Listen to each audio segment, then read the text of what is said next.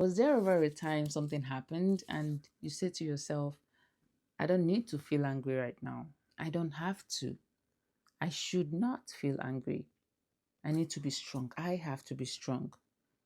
Trying to avoid and suppress your emotions. Yeah, me too. I've been there. But do you know that suppressing your emotions does not mean that you're actually deleting it? It's okay to just let it happen at that moment and get passed by. But do you actually delete it? No, it gets stored in your body, in your tone, and the way that you react to others. And then over time, it shows up in a way that we do not expect. So today, I want us to look at the difference between suppressing emotions and regulating emotions, and why knowing the difference can change the way that you move through life. So, this is what suppression looks like. Imagine putting a lid on a boiling water. It looks calm in the moment, but with time, pressure starts to build underneath. So, suppression sounds like I'm fine, I'll deal with it later, I don't have time for this. But when you say those things, what's really happening inside of you? Do you really mean it? Is everything really okay? Or is your heart rate going up? Do you feel tense in your body? Is your chest tightening? These are the things that suppression can actually cause. And sometimes it causes constant headaches that you don't even know where it's coming from. And over time, if this keeps building, it can cause you chronic suppression. That chronic suppression can show up as anxiety, as pain, as emotional numbness. Emotional numbness is like, I don't understand what I'm feeling anymore. I don't even know if I'm sad. I'm just in between. I don't know if I'm happy. I don't just know. I don't understand my emotions. I don't know what I feel. You hear some people saying it, right? So you feel that way because you've suppressed your feelings for too long. You've held it in for too long that right now you don't even recognize it anymore, even when it's staring you right in your face. Regulation, that's a whole different story. Regulating your emotion doesn't mean that you're ignoring them. It doesn't mean that you're trying to delete your emotions. It means that you are acknowledging it and you're finding a space to actually feel it safely and intentionally. It's like saying, I feel angry right now. I know that I'm angry right now, but I don't have to act on it. And I also do not need to pretend that it's not there. You tell yourself that you're angry, acknowledge it, and then ask yourself, what do I do with this feeling? What do I do with this anger inside of me right now? If someone says something bad, do I need to confront them safely? Do I need to talk about it? What do I need to do about the way I'm feeling? It's like checking in with your body to know what it needs. Does it need comfort with the pain that it's going through? Does it need clarity if you're having issues with your friends in a relationship that you are? What does my body need?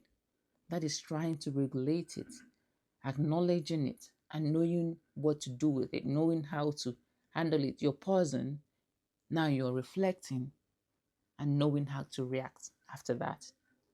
That is what regulation is all about. It's like, having a relationship with your emotions. That is what I see regulation as. I am having a relationship with my emotions. I'm trying to talk to my emotions. We are trying to, explore how to go about what I am feeling in the moment. Someone once said to me, I feel anxious all the time, and I don't know why. And I asked her, what's going on in your life? Is everything okay? Are there areas that, you know, you think you need to talk about? She's like, I think I'm good. I think everything is great. My job, I'm doing well in my job. I'm okay. It's just, I don't know where this is coming from. And then I asked her about her relationship with people. She said, well, I wouldn't say good or bad. Now that's emotional numbness right there. She doesn't really know. And then she mentioned that she had a rough childhood experience, people saying the meaning words to her, making her feel like she doesn't exist or she's not worth anything, even from her parents. You know, she faced a lot of bad experiences growing up. So she said, but I don't care. I don't care about those people. They don't mean anything to me right now. I'm past that stage. Even now, right now that I'm an adult, I still get people that do some of those things, but I know how to handle them. And I said, okay, do you ever think about them? And when you say that you're okay, are you really okay? Don't answer me right now. Just take a moment to think about it. And then she paused and she was just staring, staring. And the next thing that happened was tears started rolling down. And she's like, what's going on? What's going on? And that's how you know that someone is trying to suppress their emotions. She's like, I don't have to cry. No, no. I told her, it's okay to cry. Let it out. I think you're really hurt about the things that people say to you, even from your parents, and you've held it in for too long. Now, it happens to a lot of us because we feel like crying means that we are showing our weak part, that we're being weak in the face of people. And we're trying to avoid that. So we don't even talk about the things that are upsetting to us. We just try to let it go. So she suppressed these for a long, long time. And it became so chronic that it has shown up as anxiety and pain, emotional numbness for her. So that is what,